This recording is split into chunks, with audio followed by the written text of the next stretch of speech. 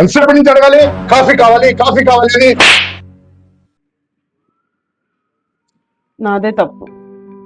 మీ coffee మీ టీపై మీదే పెట్టాను.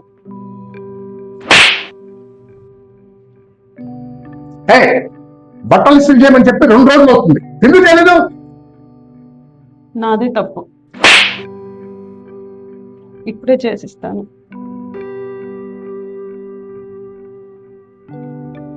తాళం చెవి ఎవరేస్తారు? తాళం చెవి మీ దగ్గరే ఉంది. ఇంకోసారి ఇలా జరగదు, నమ్మండి. తాళం చెవి నా దగ్గరే పెట్టుకుంటాను.